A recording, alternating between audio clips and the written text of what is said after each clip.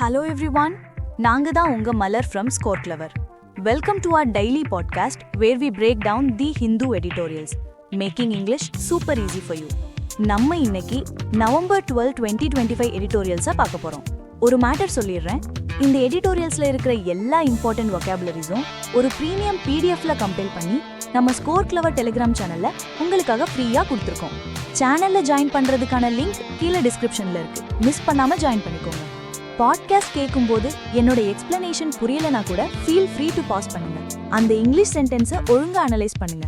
புரிஞ்சதுக்கு அப்புறம் முடிஞ்சா அந்த சென்டென்ஸை 2 தடவை கொஞ்சம் சத்தமா படிங்க. பிகினர்ஸ் இப்படி ஃபாலோ பண்ணா அடுத்த 6 மாசத்துல உங்க இங்கிலீஷ் நாலேஜ்ல ஒரு டிராஸ்டிக் இம்ப்ரூவ்மெண்ட்டை பாப்பீங்க. இதுக்கு நான் guarantee. So, shall we start? Let's dive into the first editorial. Title: Fishing Troubles on India-Sri Lanka Palk Bay Fishing Issue. மீன்பிடி பிரச்சனைகள், இந்தியா, இலங்கை மற்றும் பாக் நீரிணை மீன்பிடி விவகாரம் பற்றி. ஓகே, டைட்டிலே கொஞ்சம் சீரியஸா தான் இருக்கு. Let's see. The arrest of 14 Tamil Nadu fishermen by the Sri Lankan Navy on November 9, 2025. November 9, 2025ல நம்ம தமிழ்நாட்டை சேர்ந்த 14 மீனவர்களை இலங்கை கடற்படை கைது செஞ்சிருக்கு. For allegedly crossing the international maritime boundary line and entering Sri Lankan waters. ஏன்னா அவங்க சர்வதேச கடல் எல்லைக்கோட்டை தாண்டி இலங்கை கடல் பரத்துக்குள்ள நுழைஞ்சிட்டாங்கன்னு ஒரு குற்றச்சாட்டு. Could be viewed by some as yet another event statistically. சிலர் இத பாக்கும்போது அட இது வழக்கமா நடக்கிறது தானே, கணக்குல இன்னொரு ஈவெண்ட் அப்படின்னு நினைக்கலாம். High, same volt story. However, the incident forms part of the painful legacy of the Palk Bay dispute. ஆனா இந்த சம்பவம் பாக் நீரிணை பிரச்சனையோட ஒரு வலிமிக்க பாரம்பரியத்தோட ஒரு பகுதி. Which India and Sri Lanka have still not been able to resolve. இந்த பிரச்சனையை இந்தியாவுக்கும் இலங்கைக்கும் இன்னமும் தீர்க்க முடியல. Despite the livelihood of fishing communities on either side being at stake. 2 பக்கமும் இருக்கிற மீனவ சமூகங்களோட வாழ்வாதாரமே பணயத்துல இருந்தும் கூட இது இன்னும் ரிசால்வ் பண்ணல. So far, 1237ன 128 fishermen from Tamil Nadu, including those apprehended in 2024. இதுவரைக்கும் 2024ல பிடிப்பட்டவங்களையும் சேர்த்து தமிழ்நாட்டில இருந்து 128 மீனவர்கள் and their boats remain under Sri Lankan custody. அவங்களோட படகுகளோட சேர்த்து இலங்கை காவல்ல தான் இருக்காங்க. As stated in Tamil Nadu Chief Minister M.K. Stalin's recent letter to External Affairs Minister S. Jaishankar. இத நம்ம தமிழ்நாடு முதலமைச்சர் M.K. ஸ்டாலின் அவர்கள் வெளியுறவுத்துறை அமைச்சர் S. ஜெய்சங்கருக்கு எழுதின லேட்டஸ்ட் கடிதத்துல சொல்லியிருக்கார். This is a complex and chronic problem. இது ஒரு சிக்கலாம மற்றும் நாள்பட்ட பிரச்சனை. கிரானிக்னா ரொம்ப நாளா இருக்கிற ப்ராப்ளம், நம்மில் பலருக்கு இருக்கிற மாதிரி. As far as the fishermen of Tamil Nadu are concerned, they struggle to access traditional fishing waters. Tamil Nadu மீனவர்களை பொறுத்த வரைக்கும் அவங்க தங்களோட பாரம்பரிய மீன்பிடி பகுதிகளுக்கு போறதுக்கே ரொம்ப கஷ்டப்படுறாங்க. Even if it means going beyond the MPL. அதுக்காக சர்வதேச கடல் எல்லையை தாண்டி வேண்டியிருந்தா கூட. The duration and cost of each voyage are not much concern to the fishermen and their employers who own fishing vessels. As this is a rapid operation. ஒவ்வொரு தடவும் கடலுக்கு போறதுக்காகிற நேரமும் செலவும் மீனவர்களுக்கும் அவங்களோட முதலாளிகளுக்கும் ஒரு பெரிய விஷயமா தெரியல. ஏன்னா இந்த மீன்பிடி படகுகளுக்கு சொந்தக்காரங்க இத ஒரு வேகமான நடவடிக்கையா தான் பாக்குறாங்க. Leaving aside the high possibility of action by Sri Lanka, the swiftness with which each voyage is carried out is what drives fishermen in the name of tradition. இலங்கை கடற்படை நடவடிக்கை எடுக்கும்ங்கிற அபாயத்தை எல்லாம் ஒதுக்கி வச்சுட்டு ஒவ்வொரு முறையிலும் எவ்ளோ வேகமா இந்த வேலையை முடிக்கிறாங்க, அதுதான் மீனவர்களை இயக்குது. This involves bottom trawling, which damages coral beds, shrimp habitats and depletes fish stocks. இந்த முறையில பாட்டம் ட்ராலிங், அதாவது இழுவை படகு மீன்பிடி முறைய பயன்படுத்துறாங்க. இது பவளப்பாறைகள், இறால்களோட வாழ்விடங்கள் எல்லாத்தையும் சேதப்படுத்துது, மீன் வளத்தையும் குறைக்குது. Basically, it's a destructive method.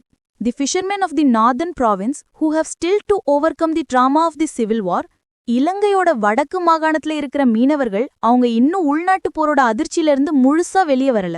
They would not have a problem even if the Tamil Nadu fishermen cross the IMBL. அவங்களுக்கு நம்ம தமிழ்நாட்டு மீனவர்கள் சர்வதேச கடல் எல்லையை தாண்டினா கூட பிரச்சனை இல்லையாம். But follow traditional fishing methods and use small boats. ஆனா அதுக்கு பதிலா அவங்க பாரம்பரிய மீன்பிடி முறைகளை பின்பற்றி சின்ன படகுகளை பயன்படுத்தணும்னு சொல்றாங்க. What hurts them more is the use of trawlers which destroy their marine resources. அவங்கள ரொம்ப காயப்படுத்துற விஷயம் என்னன்னா இந்த இழுவை படகுகள் அவங்களோட கடல் வளத்தையே அழிக்குது என்பதுதான். So, the problem is not crossing the border, but the method of fishing. The Joint Working Group on Fisheries met in Colombo on October 29, 2024. மீன்வளத்துறைக்கான கூட்டுக்குழு அக்டோபர் 29, 2024 கொலம்புல சந்திச்சு பேசினாங்க. In March this year, fishermen leaders from Rameshwaram in Tamil Nadu visited Sri Lanka. இந்த வருஷம் March மாசம் நம்ம தமிழ்நாட்டுல ராமேஸ்வரத்தை சேர்ந்த மீனவர் தலைவர்கள் இலங்கைக்கு போனாங்க. To hold discussion with their counterparts. அங்க இருக்கிற அவங்களோட சக மீனவர் தலைவர்களோட பேச்சுவார்த்தை நடத்த. But there was no official sanction for the initiative of the two fishing communities. ஆனா இந்த ரெண்டு மீனவ சமூகங்கள் எடுத்த முயற்சிக்கு எந்த ஒரு அதிகாரப்பூர்வ அனுமதியும் கிடைக்கல. Sad reality. The Janata Vimukti Perumuna led National People's Power Regime. Janata Vimukthi பெருமுனா தலைமையிலான தேசிய மக்கள் சக்தி ஆட்சி இவங்க ஆட்சிக்கு வந்து சுமார் ஒரு வருஷம் ஆகுது.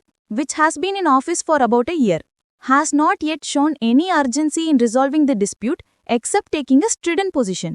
இந்த பிரச்சனையை தீர்க்கிறதுல எந்த அவசரமும் காட்டல, ஆனா ரொம்ப கடுமையான நிலைப்பாட்டை மட்டும் எடுத்திருக்காங்க. Experts have suggested a number of measures to resolve the issue. வல்லுநர்கள் இந்த சிக்கலை தீர்க்க பல நடவடிக்கைகளை பரிந்துரை செஞ்சிருக்காங்க. Apart from learning from the experience of EU Baltic countries and equitable quotas to conserve the living resources, ஐரோப்பிய யூனியன் பால்டிக் நாடுகளோட அனுபவத்திலிருந்து கத்துக்கிறது, அப்புறம் கடல் வளங்களை பாதுகாக்க சமமான ஒதுக்கீடுகளை கொண்டு வர்றது, இதையெல்லாம் தவிர India and Sri Lanka can set up a research station in the Palk Bay region for experiments to increase living resources and safeguard the marine environment. கடல் வளங்களை அதிகரிக்கவும் கடல் சூழலை பாதுகாக்கவும் சோதனைகள் செய்யறதுக்காக. That's a constructive idea.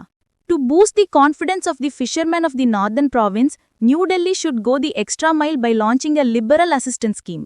வடக்கு மாகாண மீனவர்களோட நம்பிக்கையை அதிகரிக்க புதுடெல்லி இன்னொரு படி மேல போய் ஒரு தாராளமான உதவி திட்டத்தை தொடங்கணும். To prepare them to move out of bottom trawling and take to deep sea fishing. அவங்களை இந்த இழுவை படகு மீன்பிடியிலிருந்து மாத்தி ஆழ்கடல் மீன்பிடிக்கு தயார்படுத்துறதுக்காக. Apart from imposing a ban on the pernicious practice eventually. அது மட்டும் இல்லாம கடைசில இந்த தீங்கு விளைவிக்கும் பழக்கத்துக்கு ஒரு தடையும் விதிக்கணும். Basically, help them find an alternative and then ban the destructive method. Sounds like a plan. Okay guys, ஒரு சின்ன break. இந்த பாட்காஸ்ட் இனிஷியேட்டிவ் புதுசா ஸ்டார்ட் பண்ணிருக்கோம். உங்களுக்கு எப்படி இருக்குன்னு மறக்காம கமெண்ட்ல சொல்லுங்க. இதெல்லாம் கிரியேட் பண்ண நிறைய எஃபர்ட் எடுத்திருக்கு. சோ உங்க லைக், ஷேர் அண்ட் சப்ஸ்கிரைப் மூலமா எங்களுக்கு சப்போர்ட் பண்ணுங்க. இன்னும் ஒன்னு, நம்ம ஸ்கோர் கிளவர் ஆப் இப்ப கூகுள் பிளே ஸ்டோர்ல அவைலபிளா இருக்கு. வொகாபுலரிஸ், இடியம்ஸ் அண்ட் ஃப்ரேசஸ், ஃப்ரேசல் வெர்ப்ஸ்னு எதுவா இருந்தாலும் சரி, ஒரு தடவை படிச்சா மறக்கவே கூடாதுங்கிற ஒரு யூனிக் டெக்னிக்கோட டிசைன் பண்ணிருக்கோம். ஆஸ்பிரன்ஸ்க்கு ரொம்பவே யூஸ்ஃபுல்லா இருக்கும். ஆப்பை டவுன்லோட் பண்ணி பார்த்து உங்க ஃபீட்பேக்கை சொல்லுங்க. ஆல்ரைட், பிரேக் முடிஞ்சது. Let's get back. செகண்ட் எடிட்டோரியலுக்கு போலாமா? டைட்டில் பாருங்க. Act of Evil on the Delhi Blast. Promoting social harmony is integral to any counter-terrorism strategy. ஒரு கொடூர செயல், டெல்லி குண்டுவெடிப்பு பற்றி சமூக நல்லிணக்கத்தை ஊக்குவிப்பது என்பது எந்த ஒரு பயங்கரவாத எதிர்ப்பு உத்திக்கும் ஒரு ஒருங்கிணைந்த பகுதியாகும். Wow, a very serious topic. An explosion in a moving car near Red Fort in Delhi. டெல்லியில செங்கோட்டைக்கு பக்கத்துல ஓடிக்கிட்டு இருந்த ஒரு கார்ல குண்டுவெடிப்பு நடந்திருக்கு. On the evening of November 10th, 2025, November 10, 2025 சாயங்காலம், which killed 13 people and injured several others. இதுல 13 பேர் இறந்துட்டாங்க, பலருக்கு காயம் ஏற்பட்டிருக்கு. Has led to the police invoking the Unlawful Activities Prevention Act, UAPA, and the Explosives Act. இதனால போலீஸ் சட்டவிரோத நடவடிக்கைகள் தடுப்பு சட்டம் UAPA மற்றும் வெடிப்பொருட்கள் சட்டத்தை பிரயோகிச்சிருக்காங்க. The suggestion is that the incident is being investigated as an act of terrorism. இது மூலமா இந்த சம்பவம் ஒரு பயங்கரவாத செயலா விசாரிக்கப்படுதுன்னு தெரிய வருது. The National Investigation Agency, NIA, is in charge of the investigation. தேசிய புலனாய்வு முகமை NIA தான் இந்த விசாரணையை பொறுப்பேற்று நடத்துது. Prime Minister Narendra Modi and Home Minister Amit Shah have vowed to bring the culprits to justice. பிரதமர் நரேந்திர மோடியும் உள்துறை அமைச்சர் அமித் ஷாவும் குற்றவாளிகளை சட்டத்தின் முன் நிறுத்துவோன்னு சூளுரைத்திருக்காங்க. While the opposition has sought accountability from the government. அதே சமயம் எதிர்க்கட்சிகள் அரசாங்கத்துக்கிட்ட இருந்து பொறுப்பேற்க சொல்லி கேட்டிருக்காங்க. Politics as usual. The suspect linked to the vehicle has been identified as Umarun Nabi, a doctor from Pulwama district in Kashmir. இந்த வண்டியோட தொடர்புடைய சந்தேக நபர் காஷ்மீர்ல புல்வாமா மாவட்டத்தை சேர்ந்து உமருன் நபின்னு ஒரு டாக்டர்னு அடையாளம் காணப்பட்டிருக்காரு. The pattern of developments in recent days suggest, சமீபத்திய நாட்களோட நிகழ்வுகளின் போக்கு என்ன காட்டுதுன்னா, that the suspect who died in the blast, குண்டுவெடிப்புல இருந்து போன அந்த சந்தேக நபர் was linked to a ring of other people who were allegedly plotting terror strikes in the country. நாட்டுல பயங்கரவாத தாக்குதல்களுக்கு சதித்திட்டம் தீட்டிக்கிட்டு இருந்த மத்த ஆட்கள் அடங்கிய ஒரு கும்பலோட தொடர்புல இருந்திருக்காருன்னு சொல்லப்படுது. The public will have to wait for greater clarity. பொதுமக்கள் இன்னும் தெளிவான தகவல்களுக்காக காத்திருக்க வேண்டியிருக்கும். Until investigators are in a position to reveal more information. விசாரணையாளர்கள் மேலும் தகவல்களை வெளியிடும் நிலைக்கு வரும் வரை, அதுதான் முக்கியம். வாட்ஸ்அப் யூனிவர்சிட்டியில வர ஃபார்வர்ட்ஸை நம்பாதீங்க. At this juncture, speculation and rhetoric must be avoided. யோகங்களையும் வெற்று பேச்சுகளையும் தவிர்க்கணும். And no effort should be spared by the government, the opposition and the media to promote peace and calm in India in the face of this deeply troubling incident. மிகவும் கவலையளிக்கிற இந்த சம்பவத்துக்கு மடியில இந்தியாவில் அமைதியையும் நிதானத்தையும் ஊக்குவிக்க அரசாங்கம், எதிர்க்கட்சிகள் மற்றும் ஊடகங்கள் எந்த முயற்சியும் கைவிடக்கூடாது. Mindless violence targeting innocent civilians has long been a scourge for India. அப்பாவி மக்களை குறிவைக்கிற இந்த அர்த்தமற்ற வன்முறை இந்தியாவுக்கு ரொம்ப காலமாவே ஒரு பெரும் சாபக்கேடா இருக்கு. However, organized incidents of terrorism have been confined to conflict zones in recent years. ஆனா சமீபத்திய ஆண்டுகள்ல திட்டமிட்ட பயங்கரவாத சம்பவங்கள் பெரும்பாலும் மோதல் நடக்கிற பகுதிகளுக்குள்ளேயே அடங்கி இருந்துச்சு. The blast in the national capital is therefore alarming. அதனால தேசிய தலைநகர்ல நடந்த இந்த குண்டுவெடிப்பு மிகவும் கவலைக்குரியது. Counter terrorism has been a topic of polarizing debates in India and around the world. பயங்கரவாத எதிர்ப்பு இது இந்தியாவிலும் உலகெங்கும் மக்களை பிரிக்கும் விவாதங்களுக்கு ஒரு தலைப்பா இருந்திருக்கு. In the Indian context, the idea that an allegedly soft state allows terrorism has been popularized by the Bharatiya Janata Party, which has been in power since 2014. இந்திய சூழல்ல ஒரு மென்மையான அரசு பயங்கரவாதத்தை அனுமதிக்குது அப்படிங்கிற கருத்தை பாரதிய ஜனதா கட்சி பிரபலப்படுத்தியிருக்கு.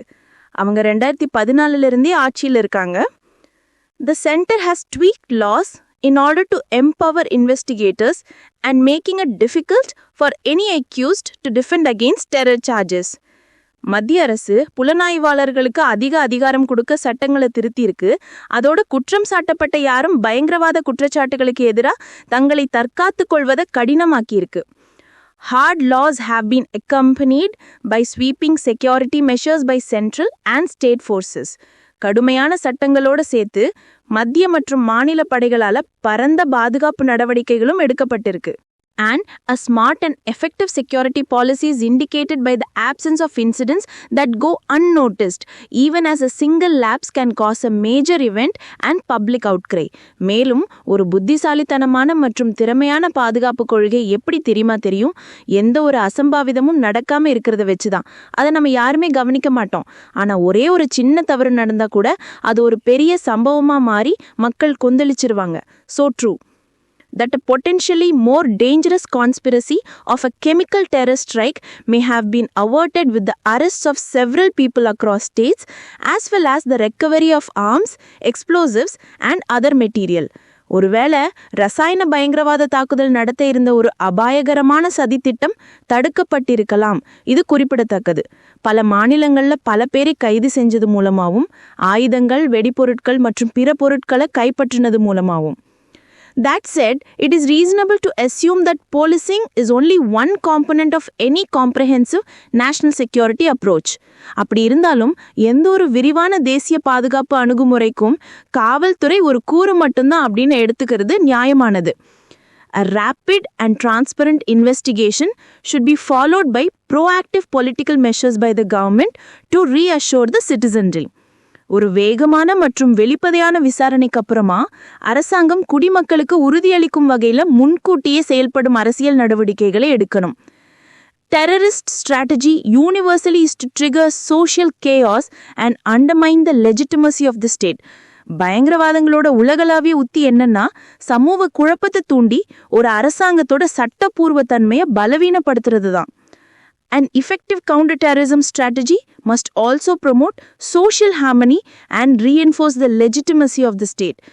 ஒரு திறமையான பயங்கரவாத எதிர்ப்பு உத்தி சமூக நல்லிணக்கத்தையும் ஊக்குவிக்கணும், அரசாங்கத்தோட சட்டப்பூர்வ தன்மையையும் வலுப்படுத்தணும்.